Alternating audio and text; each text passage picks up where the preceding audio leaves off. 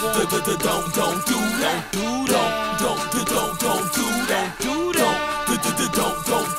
If you don't want to get slapped, don't do that. In August, Spirit Airlines will charge you up to $45 if you want to put one of these in the overhead compartment. 45 bucks.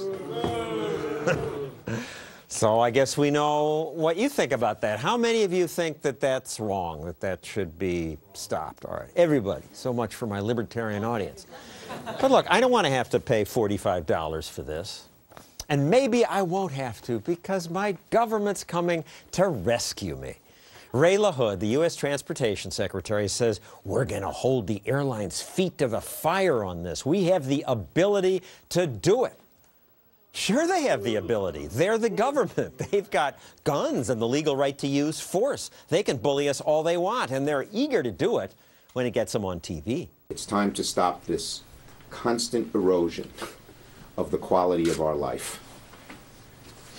Charging for carry-on bags is one of those things, and I believe it's part of my job to stop it. The plan to charge for carry-ons may have gone too far. The idea is going over like a lead balloon with some lawmakers in Washington. The way it's going, the airlines are expecting that you can visit a loved one for a week with a toothbrush and a comb. It's just outrageous. It's outrageous. These are fundamental rights that a passenger should have on an airline, and it's Congress's responsibility to set these guidelines. Saying you have to pay for carry-on luggage is a step too far. Pander, pander, pander.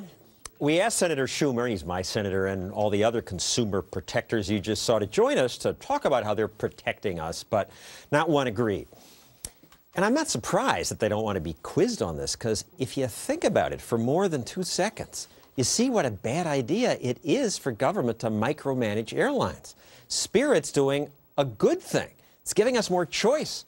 When people cram, now you're coming around, all kinds of things in overhead compartments, it slows boarding. Often there's not enough room and conflict over space. It's a hassle. Now, you're welcome to experience that on other airlines if you want to, but Spirit says they're going to discourage it. And in return, because they're not dopes, to keep their customers, they lowered their fares, lowered them more than the $45 baggage fee. Their fares were already low. They're a budget airline. Transportation Secretary LaHood says, I don't think they care about their customers. I mean, give me a break. Spirit has grown, unlike some other airlines, because they know more than ridiculous politicians about what their customers want. Ben Baldanza joins us now via satellite from Florida. He runs Spirit, and he sent this video to his customers. We've introduced a carry-on bag fee along with priority boarding, so now when you board Spirit with your carry-on bag, you'll find space right above your seat. We expect total prices to go down while speeding up security lines and the boarding process. Everybody wins. Had we not implemented this, there's no telling what people would try to put in an overhead bin.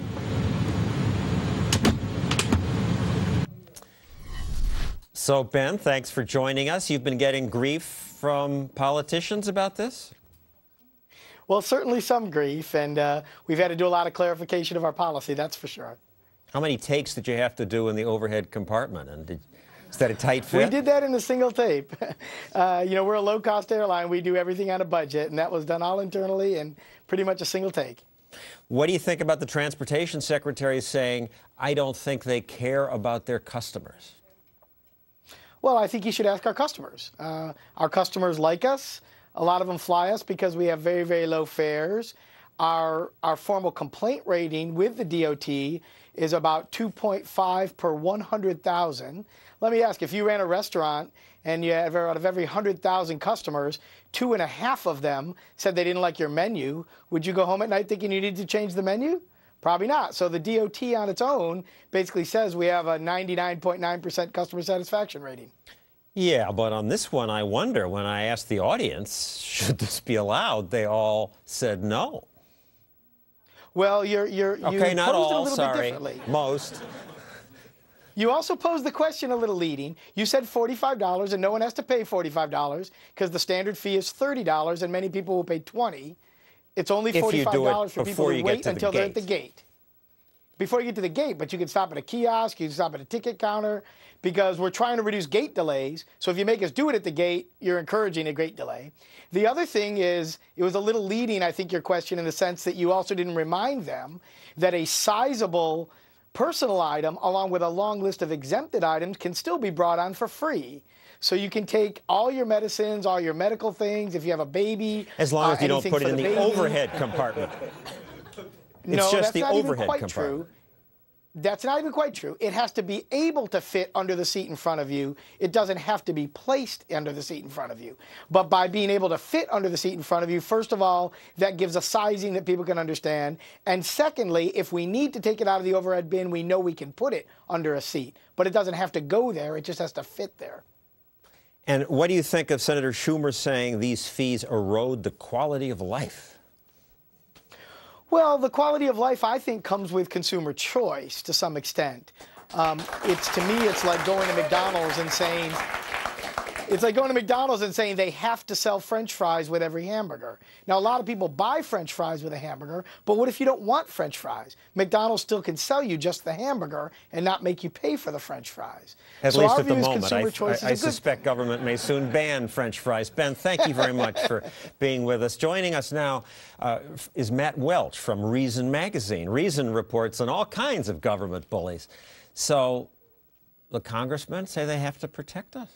Yeah, they use the famous government trap, and it never works, which is, here is a price we don't like, so let's dictate a new one. The problem is, we did that in this country all the way up until 1978. The government not only set the price for overhead bins, it set the price for your food and the menu, what was on the food if you took a flight, and it set the price for your airline tickets. And the result from all of that was airline travel was too expensive for almost all Americans until deregulation, until they stopped setting prices. But they don't learn. Is it that they just want to be on TV? Or I think they really don't understand the free market, and they really think that they have to protect the public from every price increase because the competition doesn't work or something. I think it's both. They, of course, love to go to Albany and have a press conference showing that they're taking on the evil Spirit Airlines. But it's also, there's a generation of politicians that have forgotten the lessons that we learned. Airline deregulation was Jimmy Carter, Ted Kennedy, and Ralph Nader. And it worked for everybody and allowed air travel to happen across the country and revolutionize the way we live our lives. But a generation of politicians have forgotten those fundamental lessons. And in Europe, they're already ahead of us on airline freedom. It's amazing. They started their deregulation 20 years later. The company that pioneered the charging of extra luggage bags and for water and for everything else is a company called Ryanair. They are the most successful airline in the world because their prices are $10 to take a flight. That's all you need because they're charging for every extra little thing so they can turn around their planes quicker. If you give consumers and if the consumer a choice, doesn't want that, they don't fly Ryan. Right, and they have competitors of all things who advertise against them, saying we won't charge you the extra for the water or to go to the bathroom or whatever, and it allows for competition. Competition drives prices down, period. Don't do that. Don't do